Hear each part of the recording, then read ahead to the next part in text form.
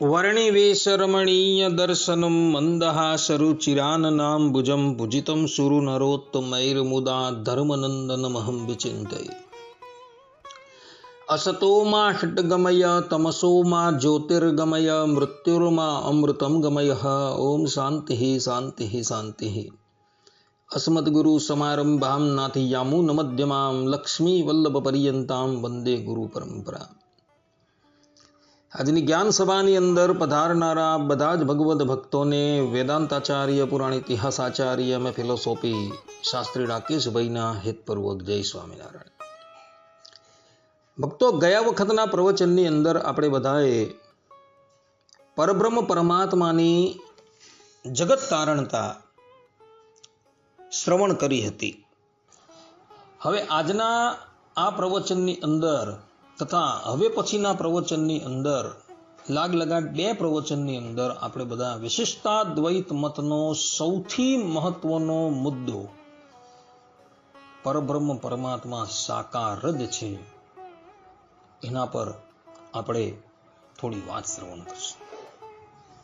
તો બધા જ શ્રોતાગણો જે છે એ આ પ્રવચન જે છે એ ધ્યાનપૂર્વક શ્રવણ કરશે। પરબ્રહ્મ પરમાત્મા સાકાર છે એની વાત જે છે એ આપણે બધા સર્વપ્રથમ વેદ સ્તુતિના માધ્યમથી શ્રવણ કરશું। વેદ સ્તુતિના તૃતીય શ્લોકની અંદર વેદ ભગવાને પોતાના સ્વમુખે પરબ્રહ્મ પરમાત્માની સાકારતા જે છે પ્રતિપાદન કરેલી છે અને વિદુર નીતિના પ્રથમ અધ્યાયના 44મા શ્લોકની અંદર વિદુરજી જે છે એ નિરાકારની ઉપાસના કરનારાને મૂઢ કહે છે।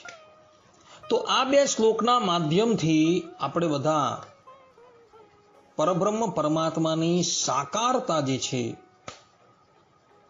એ શ્રવણ કરશું। બધા જ શ્રોતાગણો આ પ્રવચન જે છે એ એકાગ્ર મને કરીને શ્રવણ કરે। ભક્તો, આ શ્લોકની અંદર વેદ ભગવાન જે છે એ પોતાના સ્વમુખે પરબ્રહ્મ પરમાત્માની સાકારતા અને સદ્ધર્મકતા પ્રતિપાદન કરે છે। અર્થાત કે શ્રી ભગવાન જે છે એ પોતે સાકાર છે અને અનંત કલ્યાણકારી ગુણોથી પરિપૂર્ણ છે એવું વેદ ભગવાન પોતાના શ્રી મુખે અહીં આ ત્રીજા શ્લોકની અંદર પ્રતિપાદન કરે છે। વેદ ભગવાન શ્રીમન નારાયણની સ્તુતિ કરતા પોતે કહે છે, દ્રતય ઇવ સ્વસંત્ય સુબ્રતો યદિ તેનુ વિધા મહદ હમાદયોંડમ સૃજન યદનુગ્રહતઃ પુરુષ વિદોન્વયોત્ર ચરમોન્નમયાદિષુ યઃ સદસતઃ પરમ ત્વમથ યદેષ્વશેષમૃતમ। અર્થાત જે પ્રાણીઓ તમને અનુસરતા તમારી આજ્ઞા પ્રમાણે રહેતા હોય તો તેનું જીવન સફળ છે, નહીં તો દમણની જેમ તે વૃથા શ્વાસ લે છે। તમારી કૃપાથી મહદ આદિ રજ તત્વના અભિમાની દેવતાઓ વિરાજ પુરુષના અર્થાત કે વિરાટ પુરુષના શરીરનું સર્જન કરતા હતા। તમે આ સૃષ્ટિમાં અન્વયપણે રહ્યા છો। તમે અન્નમય આદિ 5 કોષોમાં અંતિમ આનંદમય કોષરૂપ છો। તમે સત એવા કારણ અને અસત એવા કાર્યથી પર છો। તદુપરાંત હંમેશા અવશેષ રૂપ અર્થાત વ્યતિરેકપણે પણ રહેલા શાશ્વત પુરુષાકાર છો। આ શ્લોકની ટીકા લખતા સદગુરુ ગોપાળાનંદ સ્વામી પોતે કહે છે કે ગયા શ્લોકની અંદર ભગવાનનું ભજન કરનારા 2 પ્રકારના જીવ છે એમ કહ્યું છે। હવે આ શ્લોકની અંદર સ્પષ્ટ રીતે એવું પ્રતિપાદન કરવામાં આવ્યું છે કે 2 પ્રકારના જે જીવો છે તેમાંથી જે જીવો પરબ્રહ્મ પરમાત્માની આજ્ઞા અનુસાર રહેનારા છે અને પરબ્રહ્મ પરમાત્માની આજ્ઞા અનુસાર જીવન વ્યતીત કરનારા છે તેનું જ જીવન જે છે એ સાર્થક છે, અને બાકીના જે છે તેમનું જીવન તો ધમણની પેથે કેવલ વૃથા શ્વાસ લેનારું છે. અર્થાત કે એ લોકો જીવી રહ્યા છે છતાં પણ મૃત તુલ્ય છે. ભક્તો, શાસ્ત્રોની અંદર ભગવાનની આજ્ઞા પાળવાની ઉપર ઘણો ભાર આપવામાં આવેલો છે. વરા પુરાણની અંદર વરા ભગવાન પોતાના સ્વમુખે કહે છે, શ્રુતિ સ્મૃતિ મમેવ આજ્ઞા વિચ્છેદી મમ દ્રોહી. અર્થાત કે વેદોની અંદર અને ધર્મશાસ્ત્રોની અંદર જે આજ્ઞા આપવામાં આવેલી છે એ આજ્ઞા મારી જ છે. મારી આજ્ઞાનું ઉલ્લંઘન કરનાર જે છે એ તો મારો દ્રોહ કરનાર છે, એવું સ્પષ્ટ રૂપે કહ્યું છે. ભગવાન સ્વામિનારાયણ પણ શિક્ષાપત્રીની અંદર 8મા શ્લોકની અંદર કહે છે કે યે પાલયંતિ મનુજઃ સચ્છાસ્ત્ર પ્રતિપાદિતાન સદાચારાન સદાતિ અત્ર પરત્ર ચ મહાસુખા. અને શ્રીમદ ભાગવત પુરાણ આદિ જે સચ્છાસ્ત્ર તેમણે જીવના કલ્યાણને અર્થે પ્રતિપાદન કર્યા એવા જે અહિંસા આદિક સદાચાર તેમને જે મનુષ્ય પાડે છે તે મનુષ્ય જે તે આલોક ને પરલોકને વિશે મહાસુખી થાય છે. અર્થાત કે શાસ્ત્રોમાં કહેલો જે સદાચાર છે એને જે પણ કોઈક મનુષ્ય પાળે છે એ આલોકની અંદર પણ સુખ પામે છે અને પરલોકની અંદર પણ સુખ પામે છે. અને આ જ વાત જે છે એ મહાભારતની અંદર પણ વન પર્વમાં 313મા અધ્યાયના 117મા શ્લોકની અંદર પણ કહેલી છે. ત્યાં ભગવાન વેદવ્યાસજી કહે છે, તર્કો અપ્રતિષ્ઠ શ્રુતયો વિભિન્ના નૈકો મુનિર્યસ્ય મતં પ્રમાણમ ધર્મસ્ય તત્વં નિહિતં ગુહાયામ મહાજનો યેન ગતઃ સપંથઃ. અર્થાત તર્ક જે છે એ અસ્થિર છે, શ્રુતિઓ વિભિન્ન છે, પરસ્પર વિરુદ્ધ બાબત કહે છે. કોઈ એવા મોટા મુનિ નથી કે તેમના મંતવ્યને સહુ કોઈ પ્રમાણ માને. ધર્મનું તત્વ રહસ્ય ઘણું ગૂઢ છે, માટે મોટા પુરુષો શિષ્ટ સજ્જનોનું સદવર્તન છે તે જ સન્માર્ગ છે. અર્થાત કે સત્પુરુષો જે પ્રમાણે કહી ગયા છે એ જ માર્ગની ઉપર જવું એ જ જીવાત્માનો ધર્મ છે. શ્રુતિઓની અંદર વિરોધ નથી, પરંતુ વિરોધ જેવું દેખાય છે. વેદનો અર્થ કેવલ ને કેવલ શ્રીમદ નારાયણ જ જાણે છે. ગીતાની અંદર ભગવાન પોતાના સ્વમુખે કહે છે, વેદ વિદેવ ચા અહમ, કે વેદનો અર્થ કેવલ હું જ જાણું છું. એટલે વેદની અંદર વિરુદ્ધતા નથી, પરંતુ વિરોધ જેવું દેખાય છે.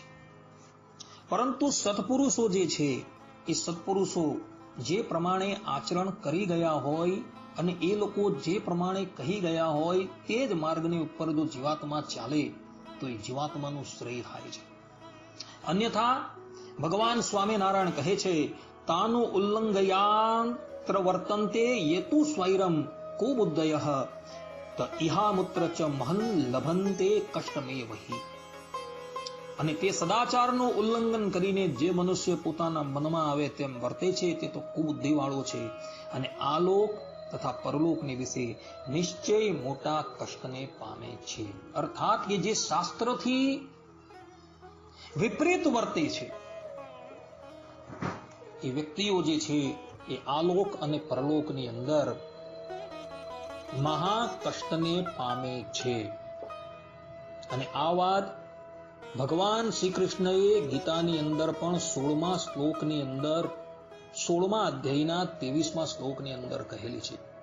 ભગવાન કહે છે, ય શાસ્ત્રા વિધિમુત્સૃજ્ય વર્તતે કામકારતઃ ન સ સિદ્ધિમ વાપ્નોતિ ન સુખમ ન પરાગતિમ. અર્થાત કે જે મનુષ્ય શાસ્ત્રમાં કહેલા વિધિનો ત્યાગ કરીને પોતાનું મનમાન્યું વર્તન કરે છે તે ક્યારેય સિદ્ધિને પામતો નથી, પરમ ગતિ મોક્ષને પામતો નથી અને સુખને પણ પામતો નથી. માટે સિદ્ધાંત એ જ છે કે શાસ્ત્રોની અંદર મનુષ્યના હિતને અર્થે જે આજ્ઞાઓ કરવામાં આવી છે એ આજ્ઞા પ્રમાણે જ વર્તવું, પરંતુ એ આજ્ઞાનું ઉલ્લંઘન કરીને ક્યારેય પણ વર્તવું જોઈએ નહીં. તો જ મનુષ્ય જે છે એ આ લોકની અંદર અને પરલોકની અંદર સુખી થાય છે. અને જે પણ કોઈક મનુષ્ય એ શાસ્ત્રએ કહેલી આજ્ઞાનું ઉલ્લંઘન કરીને વર્તે છે તો તેનું જીવન કેવું છે? તો વેદ ભગવાન કહે છે કે જે પ્રમાણે લુહારનું ધમણ હોય એ લુહારના ધમણ જેવું એનું જીવન જે છે એ વ્યર્થ છે. માટે શાસ્ત્રોએ જે વસ્તુનો નિષેધ કરેલો છે એ નિષેધ કરેલી વસ્તુ જે છે એને પોતાના જીવનની અંદર ક્યારેય પણ આચરણમાં ન લાવવી. શાસ્ત્રએ જે વિધિનું પ્રતિપાદન કરેલું છે એ જ વિધિ અનુસાર આપણે અનુસરવાનું છે, એવું અહીં પ્રથમ ચરણની અંદર વેદ ભગવાન કહે છે. દ્વિતીય ચરણની અંદર સકામ ભક્તોની વાત કરવામાં આવેલી છે.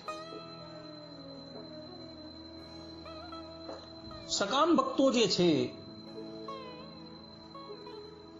એ પ્રભુનું ભજન કરે છે તો તેને શો લાભ છે?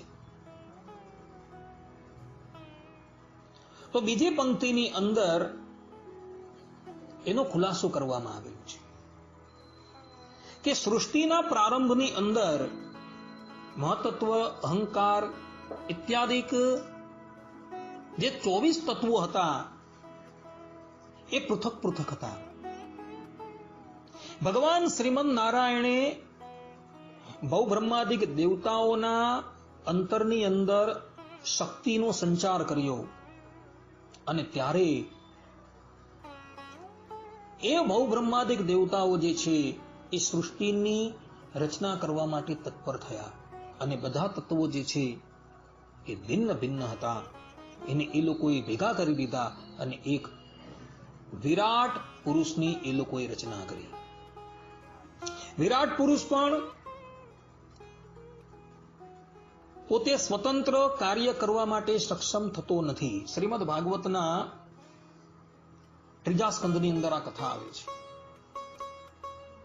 કે વિરાટ પુરુષની અંદર એનો જીવ આવી ગયો છે. તત્વ અભિમાની દેવતાઓ આવી ગયા છે, છતાં પણ એ પોતાનું કાર્ય કરવા માટે સક્ષમ નથી થતો. પરંતુ જ્યારે ક્ષેત્રજ્ઞ એવા વાસુદેવ ભગવાન જ્યારે એની અંદર પ્રવેશ કરે છે ત્યારે વિરાટ પોતાનું કાર્ય કરવા માટે સક્ષમ થાય છે. એટલે બહુબ્રહ્માદિક દેવતાઓ તથા વિરાટ ઇત્યાદિકને શક્તિ સામર્થ્ય આપનારા કેવલ ને કેવલ પરબ્રહ્મ પરમાત્મા છે. તે જ પ્રમાણે જે સકામ જીવાત્માઓ એ ઇન્દ્રાદિક દેવતાઓની ઉપાસના કરે છે તો એ ઇન્દ્રાદિક દેવતાઓ દ્વારા ફલ આપનારા પરબ્રહ્મ પરમાત્મા જ છે. આ વાત ભગવાન શ્રી કૃષ્ણએ ગીતાની અંદર પોતાના સ્વમુખે કહેલી છે. ભગવાન શ્રી કૃષ્ણ ગીતાની અંદર 9મા અધ્યાયની અંદર 23મા શ્લોકની અંદર કહે છે, ये अप्यन्य देवता भक्ता यजन्ते श्रद्धयान्वितः ते अपि मामेव कौन्तेय यजन्त्य विधिपूर्वकम. अर्थात हे कुंती पुत्र, જે મનુષ્ય અન્ય દેવોના ભક્ત છે અને તેમની શ્રદ્ધાપૂર્વક પૂજા કરે છે તેઓ વાસ્તવમાં પરોક્ષ રીતે મારી જ પૂજા કરે છે, પરંતુ તેમની તે ઉપાસના અવિધિપૂર્વકની અર્થાત યોગ્ય જ્ઞાનથી રહિત હોય છે. આ પ્રમાણેના જે સકામ ભક્તો જે છે એ તે દેવતાઓનું ભજન કરે છે અને એને સર્વોપરી તત્વ માને છે. એટલે એ લોકો જે છે તે લોકોની ઉપાસના જે છે એ ભગવાન કહે છે કે અવિધિપૂર્વકની છે, અર્થાત યોગ્ય જ્ઞાનથી રહિત છે. એ લોકોને એ બાબતનું જ્ઞાન નથી કે એ ભવબ્રહ્માદિક દેવતાઓ જે છે તે સૃષ્ટિ કાળે સંપૂર્ણ રીતે અસમર્થ હતા, સૃષ્ટિની ઉત્પત્તિ કરવા માટે પણ અસમર્થ હતા, ત્યારે શ્રી ભગવાને એમને સામર્થ્ય આપ્યું અને એને લઈને એ લોકો સૃષ્ટિની અંદર જોડાયા. એટલે એ ભવબ્રહ્માદિક દેવતાઓને પણ ઐશ્વર્ય આપનારા શ્રી ભગવાન જ છે. પરંતુ જે સકામ ભક્ત છે કે તે દેવતાઓની ઉપાસના કરી એને સર્વોપરી તત્વ માની લે છે અને એને સર્વોપરી તત્વ માની એનું ભજન કરે છે. પરંતુ એ લોકોની એ ઉપાસના જે છે એ યોગ્ય જ્ઞાનથી રહિત છે.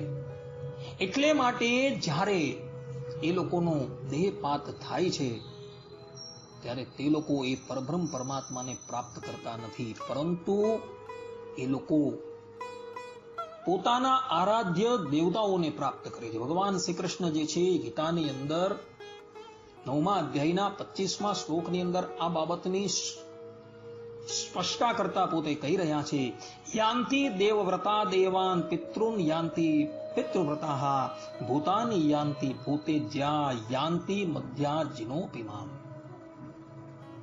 અર્થાત કે જે લોકો દેવોને પૂજે છે તેઓ દેવોમાં જન્મ પામે છે, જેઓ પિતૃઓને પૂજે છે તેઓ પિતૃઓ પાસે જાય છે, જેઓ ભૂત પ્રેતની ઉપાસના કરે છે તેઓ તેવા જીવોમાં જ જન્મે છે, પરંતુ જેઓ મને ભજે છે તેઓ મારી સાથે જ નિવાસ કરે છે. ભગવાન શ્રી કૃષ્ણએ સ્પષ્ટ રીતે કહ્યું છે કે જે દેવતાઓનું ભજન કરે છે, અર્થાત કે એ દેવતાઓને સર્વોપરી તત્વ માની એનું ભજન કરે છે, એ દેવતાઓને પામે છે. પરંતુ મારો ભક્ત જે છે એ મારું ભજન કરે છે. અને એવો ભક્ત જે છે જે ઇન્દ્રાદિક દેવતાઓનું પણ ભજન કરે છે અને એ એવું માને છે કે એ ઇન્દ્રા આદિક દેવતાના આત્મા રૂપે, એના શરીર રૂપે મારા આરાધ્ય દેવ જ રહ્યા છે, તો એવો એ સાધક જે છે એ પરબ્રહ્મ પરમાત્માની પ્રાપ્તિ કરે છે. એટલે સકામ ભક્ત છે અને તે ઇતર દેવી દેવતાઓનું ભજન કરે છે, તો એ જે છે એ દેવતાઓને પામે છે. અને એ દેવતાઓના લોક જે છે એ વિનાશી છે. અર્થાત કે જ્યારે એ જીવાત્માના કર્મ જે છે એ પૂર્ણ થઈ જાય છે ત્યારે પુનઃ એરોએ જે છે એ ધરાતલની પર તે યોનિની અંદર પ્રગટ થાય છે. માટે ભક્તો, કોઈક કામના હોય તો પણ શ્રી ભગવાનની જ ઉપાસના કરજો.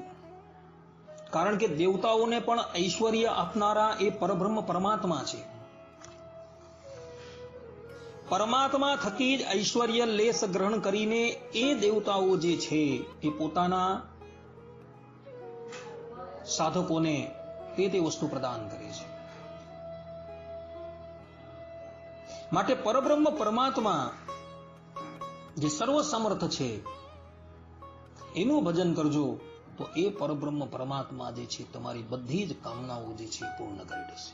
પરંતુ ઇતર દેવી દેવતાઓનું ભજન ક્યારેય પણ કરતા નહીં. સકામ ભાવે ક્યારેય પણ ઇતર દેવી દેવતાઓનું ભજન કરતા જ નહીં. અન્યથા તમારે પણ આ દેહ ત્યાગ કર્યા બાદ એ દેવતાઓના લોકની અંદર જવું પડશે. આ પ્રમાણે આ શ્લોકની અંદર જે પહેલું ચરણ જે છે તેની વ્યાખ્યા સદગુરુ ગોપાળાનંદ સ્વામીએ આ પ્રમાણે કરી છે. હવે બીજા ચરણની અંદર વેદ ભગવાન જે છે એ ભગવાનની સાકારતા તથા સધર્મકતા પ્રતિપાદન કરે છે કે એ પરબ્રહ્મ પરમાત્મા જે છે એ સાકાર છે અને અનંત કલ્યાણકારી ગુણોથી યુક્ત છે એવું વેદ ભગવાન જે છે પોતાના શ્રીમુખે પ્રતિપાદન કરે છે. વેદ ભગવાન કહે છે, પુરુષ વિદોન્વયોત્ર ચરમોન્નમયાદિષુ યહ સદસતઃ પરમ ત્વમથ યદેષ્વશેષમૃતમ. અર્થાત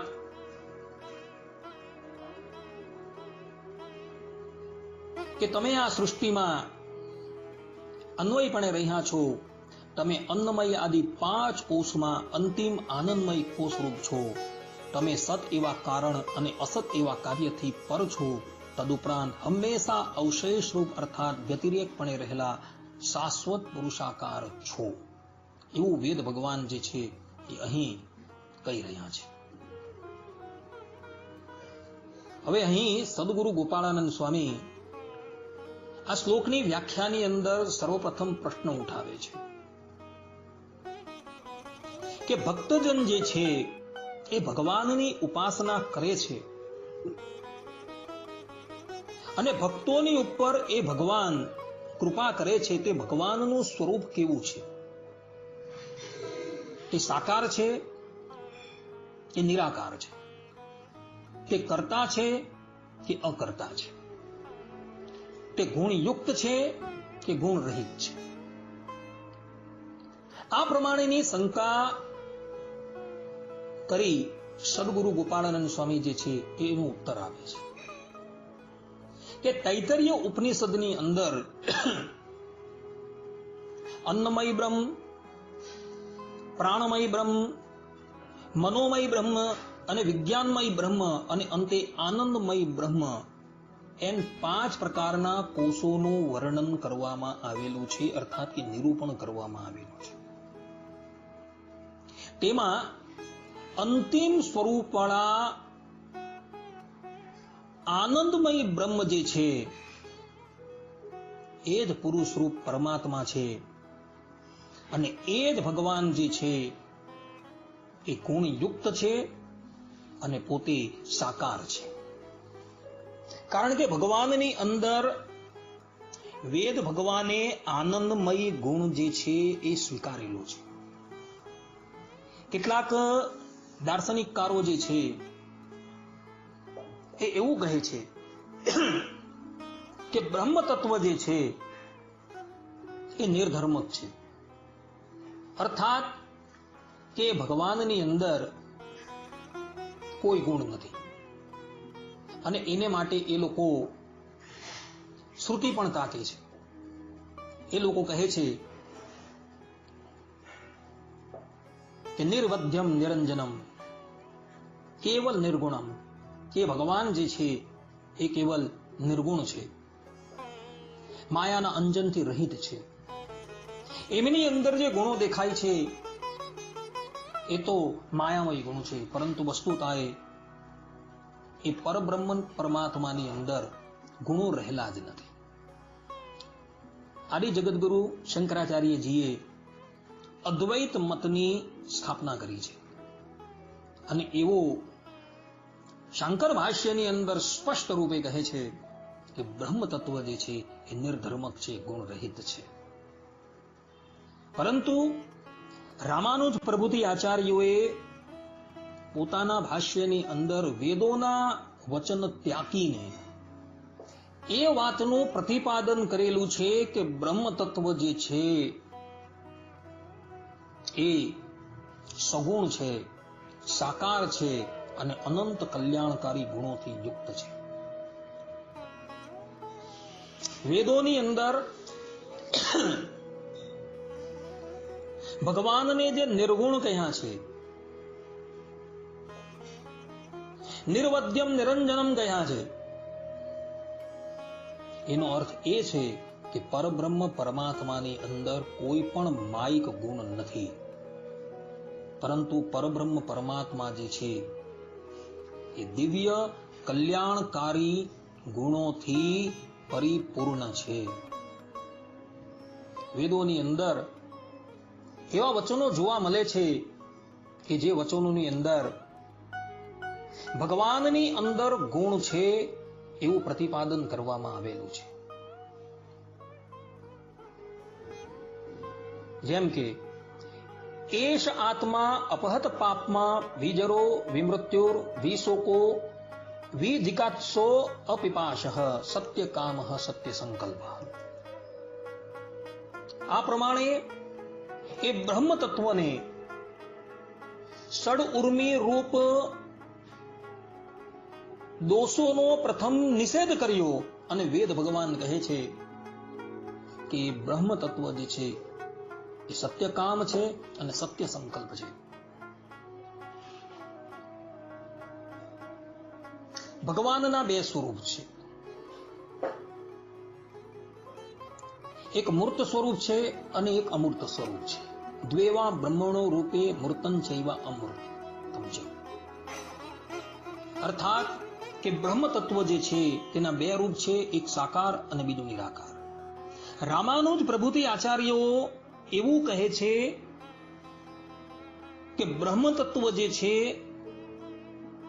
એ સાકાર પણ છે અને નિરાકાર પણ છે. સાકાર રૂપે એ પરબ્રહ્મ પરમાત્માનો દિવ્ય વિગ્રહ છે અને નિરાકાર રૂપે એમનું આત્મ સ્વરૂપ છે જે સંપૂર્ણ જગતની અંદર વ્યાપ્ત છે. જ્યારે આદિ જગત ગુરુ શંકરાચાર્યજી એવું કહે છે કે બ્રહ્મ તત્વ જે છે એ નિરાકાર છે, જ્ઞપ્તિ માત્ર છે અને સાકાર બ્રહ્મ જે છે એ માયામય છે. ગાયત્રી ભાષ્યની અંદર એમણે આ વાત કહેલી છે. એટલે એવો કેવલ ને કેવલ વ્યક્તિ માત્ર બ્રહ્મને જ માને છે, નિર્ગુણ બ્રહ્મને જ માને છે. એમને પૂછીએ કે ભાઈ એ નિર્ગુણ બ્રહ્મ કેવું છે, તો એ કહે કે ભાઈ કહેવાય એવું નથી.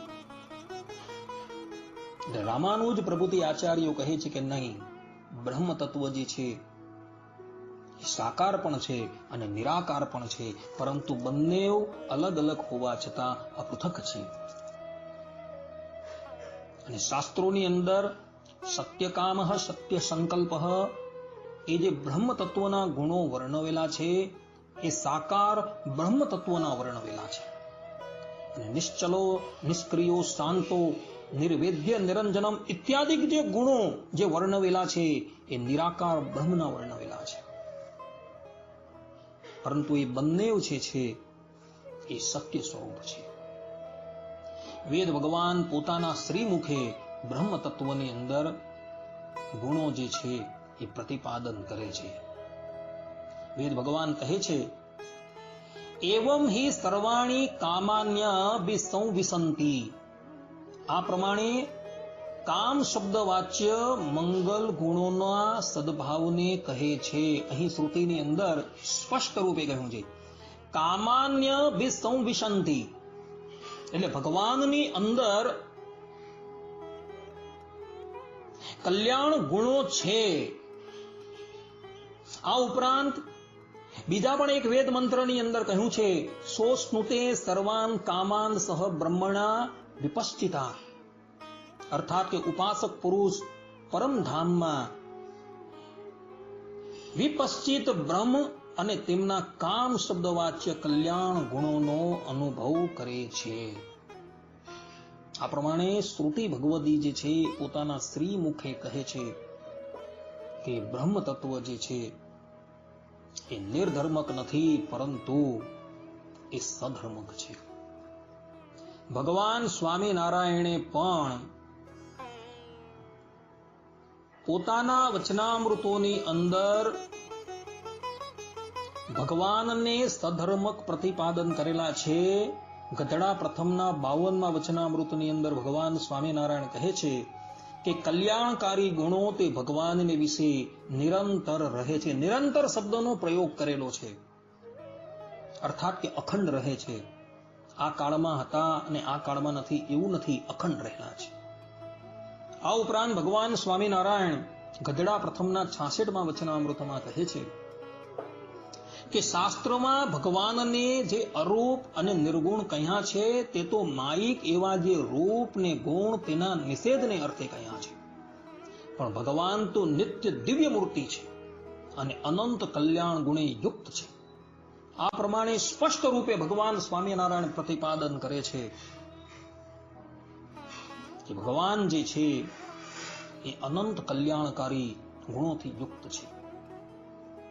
અને શાસ્ત્રોની અંદર ભગવાનને જે નિરાકાર અરૂપ કહ્યા છે એ તો માયિક આકારથી રહિત હોવાથી ભગવાનને અરૂપ કહ્યા છે, અને નિર્ગુણ જે કહ્યા છે એ નિર્ગુણનો અર્થ એવો લેવાનો છે કે ભગવાનની અંદર માયિક કોઈ પણ ગુણ નથી, એટલે ભગવાનને નિર્ગુણ કહ્યા. ને એટલે જ માટે રામાનુજાચાર્યજી શ્રીમદ ભગવદ્ ગીતાના ભાષ્યના પ્રારંભની અંદર જ બહુ સુંદર વાત લખી છે. નિખિલ હે પ્રત્યનિક કલ્યાણ એકતાન શ્વેતર સમસ્ત વસ્તુ વિલક્ષણ. આ પ્રમાણે શ્રી ભગવાનને સ્પષ્ટ રૂપે રામાનુજાચાર્યજી કહે છે કે ભગવાન શ્રી કૃષ્ણ જે છે એ વિરોધી એવા સમસ્ત દુર્ગુણોથી રહિત છે અને અનંત કલ્યાણકારી ગુણોથી યુક્ત છે. એવા એ શ્રી કૃષ્ણ ભગવાન છે. કેટલાક વિદ્વાનો જે છે એ એવું પણ કહેતા ફરે છે કે બ્રહ્મ તત્વની અંદર જે આનંદ ગુણ રહ્યો છે એ આનંદ જ બ્રહ્મ છે. અર્થાત કે આનંદ પૃથક છે અને બ્રહ્મ તત્વ પૃથક છે એવું નથી. એ આનંદ કહો કે બ્રહ્મ કહો એ એક જ છે. પરંતુ શ્રુતિ ભગવદી જે છે એ આ વાતને નકારે છે. તૈતરીય ઉપનિષદની અંદર સ્પષ્ટ રૂપે લખેલું છે સ એકો બ્રહ્મણ આનંદ. આ શ્રુતિએ બ્રહ્મ થકી આનંદનો વ્યતિરેક વ્યપદેશ કરેલો છે, અને આ આનંદ જે ગુણ છે એ ભગવાનના સમસ્ત ગુણોનો સારભૂત ગુણ છે. અને એટલે માટે શ્રુતિ ભગવદી જે છે એ સહ આનંદમય બ્રહ્મ એમ કહે છે. એ બ્રહ્મ જે છે એ આનંદમય છે, કારણ કે આનંદ ગુણ જે છે એ સમસ્ત ગુણોનો સારભૂત ગુણ છે. અને એટલે માટે શ્રુતિ ભગવદી જે છે ભગવાનને આનંદ ગુણથી યુક્ત કહે છે. આ પ્રમાણે શ્રુતિ ભગવદી કહે છે કે એ બ્રહ્મ તત્વ પણ પૃથક છે અને એમના આનંદ ગુણ પણ પૃથક છે, પરંતુ એ બંને જણા એકબીજાની સાથે એટલા બધા જોડાયેલા છે કે એને પૃથક કરી શકાય એમ નથી. જે પ્રમાણે રક્ત ગાય અર્થાત કે લાલ ગાય, લાલ પણ પૃથક છે અને ગાય પણ પૃથક છે, પરંતુ એ બંને જણા એકબીજાની સાથે એટલા બધા જોડાયેલા છે કે લાલને પણ પૃથક કરી શકાતા નથી અને ગાયને પણ પૃથક કરી શકાતા નથી. તે જ પ્રમાણે એ બ્રહ્મ તત્વ સાથે એ ગુણો જે છે એ અખંડ જોડાયેલા રહે છે. અને એમાં આનંદ ગુણ જે છે એ આનંદ ગુણ એ સમસ્ત ગુણોના સાર રૂપ છે. એવા તો ભગવાનની અંદર અનંત કલ્યાણકારી ગુણો છે. કૌશલ્ય છે, ઔદાર્ય છે, કારુણ્ય છે, આર્જવ છે, માર્જવ છે, જ્ઞાન છે, બલ છે, ઐશ્વર્ય છે, શક્તિ છે, વીર્ય છે, તેજ છે, એવા અનંત કલ્યાણકારી ગુણો છે. તો એવા એ બ્રહ્મ તત્વની અંદર અનંત કલ્યાણકારી ગુણ છે, અને એ બ્રહ્મ તત્વ જે છે એ સાકાર જ છે, નિરાકાર ક્યારેય પણ નથી. અને એ બ્રહ્મ તત્વ જે છે એ સાકાર હોવા છતાં પણ માયિક નથી, પરંતુ એ દિવ્ય છે. કારણ કે વિષ્ણુ પુરાણની અંદર એ ભગવાનને દિવ્ય મૂર્તિ કહ્યા છે. ન તસ્ય પ્રાકૃત મૂર્તે હે, કે ભગવાનની મૂર્તિ જે છે એ પ્રાકૃત નથી, પરંતુ એ દિવ્ય છે. વેદ ભગવાન પોતાના સ્વમુખે કહે છે, આદિત્ય વર્ણમ તમસઃ પરસ્તાત. અર્થાત કે આદિત્યને સમાન દૈદીપ્યમાન વર્ણવાળા વિગ્રહથી વિશિષ્ટ એ પરબ્રહ્મ પરમાત્મા જે છે એ તમ શબ્દ વાચ્ય મૂળ પ્રકૃતિથી પર છે. આ પ્રમાણે શ્રુતિ ભગવદી જે છે એ પોતાના સ્વમુખે કહે છે કે ભગવાન જે છે એ સાકાર છે અને એ માયિક નથી. આદિ જગતગુરુ શંકરાચાર્યજીએ ભગવાનના રૂપને માયિક કીધેલું છે, પરંતુ એમનો એ વાદ જે છે એ સ્વતંત્રવાદ છે, મૌલિકવાદ છે. શ્રુતિ ભગવદી જે છે એ સ્પષ્ટ રૂપે આદિત્ય વર્ણમ તમસઃ પરસ્તાત એ પ્રમાણે કહે છે કે આદિત્ય વર્ણવાળા એ પરબ્રહ્મ પરમાત્મા માયાના તમથી પર છે. અર્થાત કે એની અંદર કોઈ પણ જાતના માયિક તત્વ નથી. ન તસ્ય પ્રાકૃત મૂર્તે હે, કે બ્રહ્મ તત્વની મૂર્તિ અર્થાત કે એમનો વિગ્રહ જે છે એ પ્રાકૃત નથી, પરંતુ પ્રાકૃત છે. અને ભગવાન સ્વામિનારાયણે પણ પોતાના વચનામૃતની અંદર એ જ બાબતનું પ્રતિપાદન કરેલું છે. ભગવાન સ્વામિનારાયણ ગધડા પ્રથમના 9મા વચનામૃતમાં કહે છે કે તેજોમય રૂપ છે. ગધડા પ્રથમના 45મા વચનામૃતની અંદર ભગવાન સ્વામિનારાયણ કહે છે કે પુરુષોત્તમ છે તે તો સદા સાકાર જ છે. લોયાના 14મા વચનામૃતની અંદર પોતાના પ્રાચાર્યના મતને પ્રતિપાદન કરતા થકા ભગવાન સ્વામિનારાયણ કહે છે કે રામાનુજનો મત છે પોતાના અક્ષરધામને વિશે સદા દિવ્યાકાર થકા બિરાજમાન છે. પંચાળાના 4th વચનામૃતની અંદર ભગવાન સ્વામિનારાયણ કહે છે ભગવાનનું સનાતન અનાદિ દિવ્ય એવું જે મૂળ રૂપ પોતાના અક્ષરધામમાં રહ્યું છે. વડતાલના 12મા વચનામૃતની અંદર ભગવાન સ્વામિનારાયણ કહે છે અક્ષરધામ તેને વિશે જે ભગવાન સદા દિવ્ય મૂર્તિ થકા બિરાજમાન છે. અંત્યના 31મા વચનામૃતની અંદર ભગવાન સ્વામિનારાયણ કહે છે કે ભગવાનનું ધામ તેને વિશે જે પુરુષોત્તમ ભગવાનની આકૃતિ રહી છે. તથા અંત્યના 33મા વચનામૃતની અંદર ભગવાન કહે છે કે તેજના મંડળને વિશે દિવ્ય મૂર્તિ એવા જે વાસુદેવ ભગવાન. અંત્યના 35મા વચનામૃતની અંદર ભગવાન સ્વામિનારાયણ કહે છે કે ભગવાનને ક્યારેય પણ નિરાકાર ન સમજે, સદાય દિવ્ય સાકાર મૂર્તિ જ સમજે. અહીં આ બધા જ વચનામૃતોનું અવલોકન કરતા એ વાત સ્પષ્ટ રૂપે પ્રતિપાદિત થઈ જાય છે કે ભગવત તત્વ જે છે એ સાકાર જ છે, તે નિરાકાર છે. અને એ ભગવત તત્વ જે છે જે નિરાકાર કહેલું છે એ નિરાકાર એના સ્વરૂપને કહેલું છે, પરંતુ રૂપને નહીં. બીજા અર્થની અંદર જે નિરાકાર કહેલું છે એ માયિક આકારથી રહિત હોવાથી એ પરબ્રહ્મ પરમાત્માને નિરાકાર કહેલા છે. એવું રામાનુજાચાર્યજી અને ભગવાન સ્વામિનારાયણ કહી રહ્યા છે.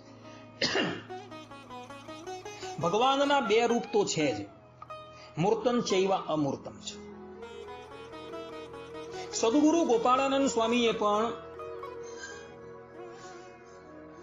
ઉપનિષદની ટીકાની અંદર બ્રહ્મ તત્વના 2 રૂપનું પ્રતિપાદન કરેલું છે. ઈશાવાસ્ય ઉપનિષદની ટીકાની અંદર સદગુરુ ગોપાળાનંદ સ્વામી તદે જતી તન્ને જતી આ શ્લોક આ ઋચાની વ્યાખ્યાની અંદર પોતે કહે છે રૂપ ચલતી સ્વરૂપ ન ચલતી, કે ભગવાનનું રૂપ જે છે એ ચાલે છે, સ્વરૂપ ચાલતું નથી. કારણ કે સ્વરૂપ જે છે એ સમસ્ત જગતની અંદર વ્યાપીને રહેલું છે. અર્થાત કે એ બ્રહ્મ તત્વ જે છે એ નિત્યમ વિભુ સુસૂક્ષ્મ, કે ભગવાન જે છે એ નિત્ય વિભુ છે, અને વિભુ જે હોય એ ક્યારેય પણ ચાલી ન શકે, કારણ કે બધે જ હોય છે. જ્યારે રૂપ જે છે જે દિવ્ય રૂપ એ તો ચાલે છે, કારણ કે એને હાથ પગ ઇત્યાદિ બધું જ છે.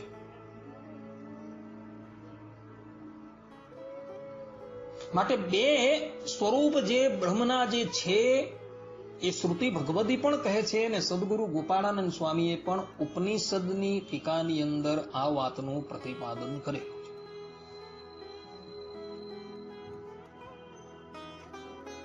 છતાં પણ કોઈક વ્યક્તિ દુરાગ્રવશ એ બ્રહ્મ તત્વને નિરાકારપણે પ્રતિપાદન કરવા માટે જાય તો એ લોકોને પૂછવાનું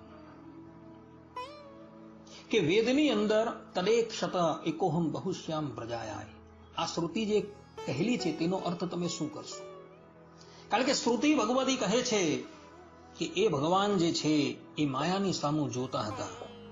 તો માયાની સામું એ ભગવાને જોયું અને સૃષ્ટિ રચવાનો ભગવાને સંકલ્પ કર્યો, એકોહમ બહુશ્યામ પ્રજાયાય.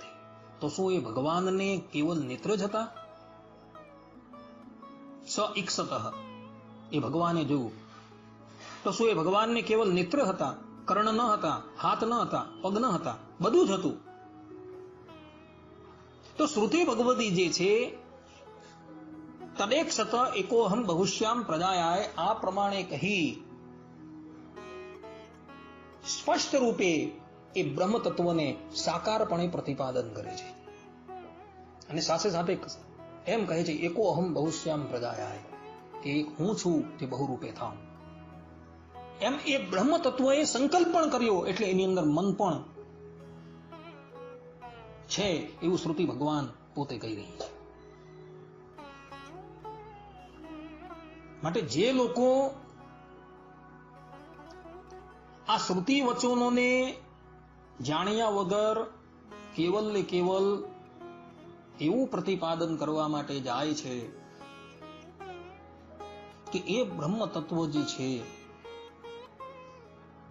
એ નિર્ગુણ છે, નિરાકાર છે, એ લોકોનો એ વાદ જે છે એ મૌલિક વાદ છે, સ્વતંત્ર વાદ છે. રામાનુજ પ્રભુજી આચાર્યોને એ વાદ માન્ય નથી. રામાનુજ પ્રભુજી આચાર્યો સ્પષ્ટ રૂપે કહે છે કે એ ભગવાન જે છે એ સાકાર પણ છે અને સધર્મક છે. એ પરબ્રહ્મ પરમાત્મા નિર્ગુણ પણ છે અને નિરાકાર પણ છે.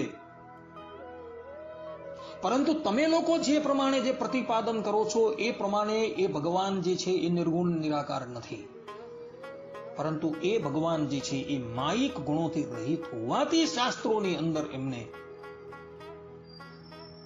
નિર્ગુણ કહ્યા છે, અને દિવ્ય કલ્યાણકારી ગુણથી યુક્ત હોવાથી ભગવાનને સગુણ કહ્યા છે. અને માયિક આકારથી રહિત હોવાથી એ પરબ્રહ્મ પરમાત્માને નિરાકાર કહ્યા છે, અને દિવ્ય કલ્યાણકારી ગુણોથી યુક્ત હોવાથી એ પરબ્રહ્મ પરમાત્માને સાકાર કહેલા છે. આ પ્રમાણે રામાનુજાચાર્યજીએ પોતાના ભાષ્યોની અંદર આ અર્થનું સમર્થન કરેલું છે.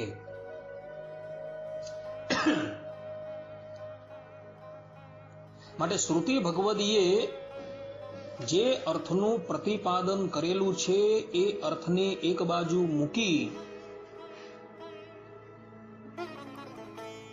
પોતપોતાના મનમાં આવે એ પ્રમાણે અર્થ કરવો એ યોગ્ય ન કહેવાય.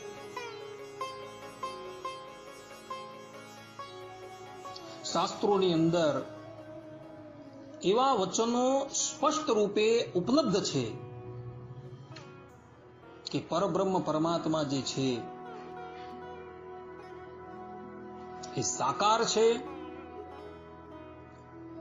અને માયિક ગુણોથી એ રહિત છે. પુરાણોની અંદર પણ ભક્તો એવા વચનો ઉપલબ્ધ છે કે પરબ્રહ્મ પરમાત્મા જે છે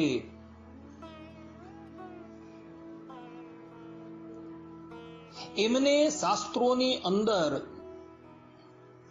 જે નિર્ગુણપણે કહેલા છે એ પ્રાકૃત હે ગુણોથી રહિત છે, એટલે માટે એને નિર્ગુણ કહેલા છે. પણ ગુણ શૂન્ય હોવાથી એ પરબ્રહ્મ પરમાત્માને નિર્ગુણ નથી કહ્યા. જેમ કે પદ્મ પુરાણની અંદર એક શ્લોક આવે છે,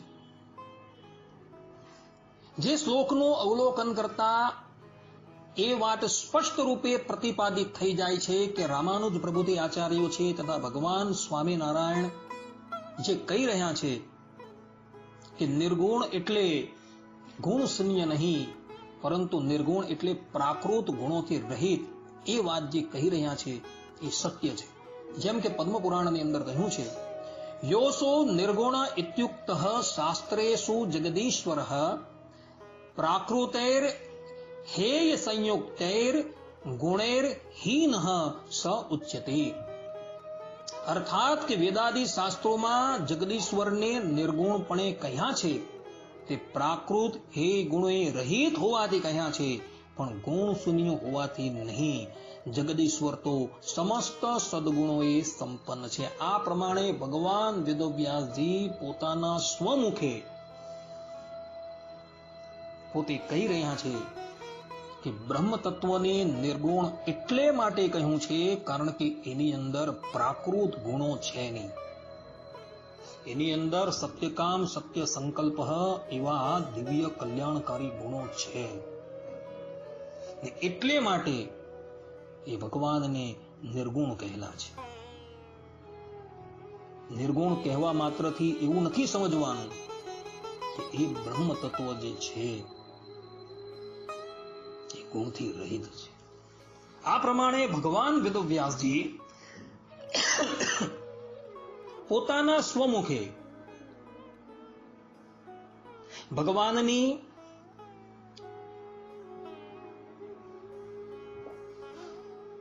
ગુણયુક્તતા પ્રતિપાદન કરી રહ્યા છે. અને વ્યાસથી મોટા કોઈ જગતની અંદર આચાર્ય છે નહીં. કારણ કે ઇતર આચાર્યો જે છે એ એમના ગ્રંથને અનુસર્યા તો જગતની અંદર એમના વચનો જે છે એ પ્રમાણભૂત કહેવાયા. વ્યાસ એ સાક્ષાત પરબ્રહ્મ પરમાત્મા છે, શ્રીમદ નારાયણ છે, અને એ જે કહી ગયા હોય એ અંતિમ નિર્ણય હોય. એ વ્યાસ ભગવાન જે છે એ અહીં સ્પષ્ટ રૂપે આ વાતનું પ્રતિપાદન કરે. આમ શ્રુતિ અને સ્મૃતિઓના પ્રમાણથી તથા ભગવાન સ્વામિનારાયણ, રામાનુજાચાર્યજી ઇત્યાદિક આપ્ત પુરુષોના વચનથી એ વાત સ્પષ્ટ રૂપે પ્રતિપાદિત થઈ જાય છે કે બ્રહ્મ તત્વ જે છે એ સાકાર છે અને સધર્મક છે. માટે હવે એ બાબતની અંદર કોઈ પણ જાતનો સંશય રહેતો નથી.